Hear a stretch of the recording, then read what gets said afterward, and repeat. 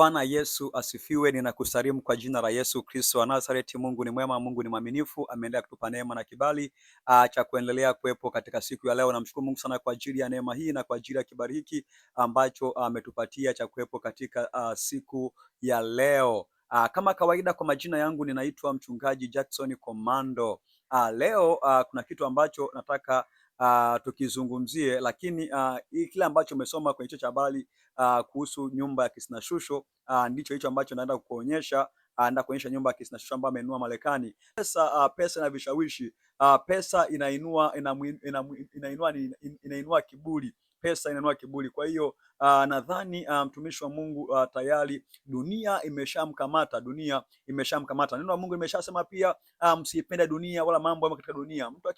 Mtu akipenda dunia kumpenda Baba hakumo ndani yake.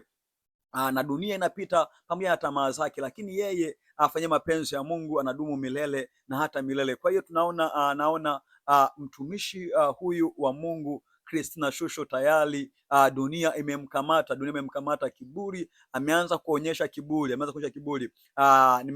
na kuonyesha hii nyumba ambayo amenunua Marekani, alafu na maneno ambayo ameyasema kipindi ambapo alipokuwa anasema kuhusu hii nyumba ambayo amenunua Marekani. Au maneno ambayo ameyasema kwa kweli kwa watu ambao wako rohoni. Najua kuna watu wengi wao wanamsikiliza mtu kwa macho au wanamsikiliza mtu kwa masikio ya damu na nyama, lakini ukimsikiliza kupitia masikio ya kiroho unaweza kujua huyu mtu amesimama vipi, na ukimwangalia pia kwa macho ya kiroho unaweza ukajua kwamba huyu mtu amesimama vipi na Mungu. Lakini watu wengi wanaangalia na wanasikia kimwili, ndio maana hata hawawezi kuelewa. Nimeenda kwenye comment pale kwenye comment zake, namna watu walivyokuwa wameandika, naona watu wengi walikuwa wanampongeza, wanampongeza kuhusu nyumba ambayo amenunua Marekani. Ni vizuri kupongezwa, lakini kwa nini ambayo amelisema kwamba wasije wakamroga. Sasa unajiuliza, mtumishi wa Mungu tena kurogwa? Mtumishi wa Mungu unarogwa vipi? Mtumishi wa Mungu unarogwa vipi wakati wewe ni mtumishi wa Mungu? Kwa hiyo kuna vitu ambavyo si vizuri ambavyo vinaendelea kwa huyu mwimbaji huyu askari mwenzetu. Kwa kweli tumuombee. Tayari dhambi yake inaanza kutoka nje kabisa. Najua dhambi huwa inaanzia ndani.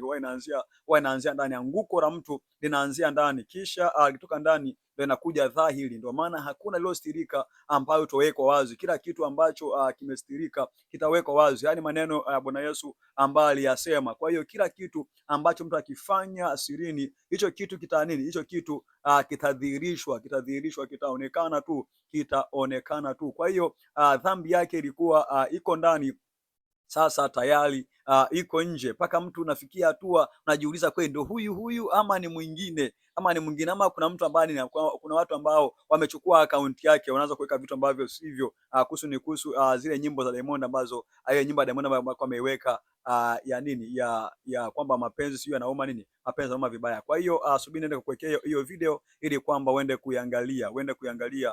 Pia unaweza kutoa comment yako ukatoa comment yako na wewe ukachangia kitu juu ya hiki ambacho umekiona. Mungu akubariki sana. Tutaendelea kuletea vitu ambavyo vinaweza kuendelea, ambavyo tunaweza kuviona, ambavyo pia kuwa msaada kwako kiroho. Mungu akubariki sana. Shalom, shalom, shalom.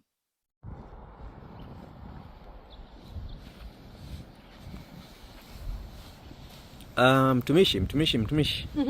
Nini kimekuleta Marekani? Mtumishi, safari ya Marekani imekuwa safari ya kikazi. Tulikuwa na mazungumzo na sound engineer wa Mtoko wa Pasaka, sababu tumegundua kwamba sound haya waimbaji wetu wanalalamika sana, mara mangwenje jazz. Sasa basi wacha tuende zetu majuu tukatafute sound engineer. Sasa tumekuwa na mazungumzo na sound engineer na kila kitu kiko sawa kwa ajili ya Mtoko wa Pasaka. Sasa akaniambia, sasa madamu, au usirudi, njoo tukuonyeshe mahali ukimaliza kazi hakuja kupumzika. Sasa ndugu zangu, nimekuja kuonyeshwa makazi, nyumba hizi ambazo ninunue moja kati ya hizi. Nyinyi mnaonaje? Kitu kama hichi kitu hichi hapa na kitu meli ile pale. Hebu naambie ni ipi? Mimi nisi kama wote yani mwimbaji wetu tukimaliza anapandisha pipa nini tunajaa mle. Au gani katika hivi? Huku ndo nimeletwa sasa mahali pa kupumzika na biashara imekamilika nini? Yaani sio shida zetu, Sasa ina maana tukishamaliza mtoko wa Pasaka tunasafiri, tunakuja wana Dar es Salaam. Hata msijali. Yaani hapa ni kama tuenda bandarini kupunga upepo. Yaani ndo manake. Mambo ndo kama haya. Ratiba yetu iko pale pale. Mtoko wa Pasaka tarehe 20 mwezi wa 4. Tukutane The Dome. Super Dome. Mapema tuko mjini, au sio? Na baada ya kazi tunakuja kupumzika mjengoni kwangu hapa jamaa. Mimi nimechagua hii hapa ya kimeli. Msiniroge. Sema kaniroga. Kaniroge.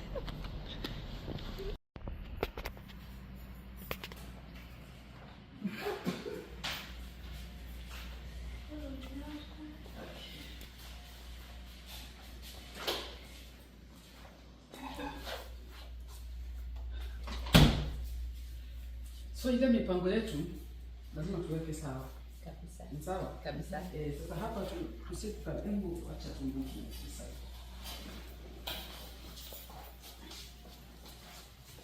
Okay, kama vile tumezungumza kuhusu nyumba ile mjengo. Hao ndio kina Mwijaku na Baba Levo wangu majuu. Mtu lazima uwe na watu, siwezi fanya vitu hewani tu. So tukimaliza tu mtoko wa Pasaka, mazingira yako sawa, nafasi ipo watu kupumzika, lakini pia tuna mipango tunapanga ndio mtoko mwingine uwe LA, si ndio? Si iko sawa? Si kila kitu iko sawa? Na wale jamaa wale watakuja tunakiwasha pia na huku. Ile kitu yetu ya meli iko hapa, Hiyo tunaona ni poa. Iko sawa. Iko sawa. Tumejipanga tuko sawa, lakini tukutane tarehe 20 mwezi wa 4. Yaani safari inaanzia hapa. Tarehe 20 mwezi wa 4, Easter Sunday, mtoko wa Pasaka pale Superdome. Yaani habari ndio hiyo. Nataka tuanze pale, lakini baadaye tutakula bata na chai kidogo. Simba.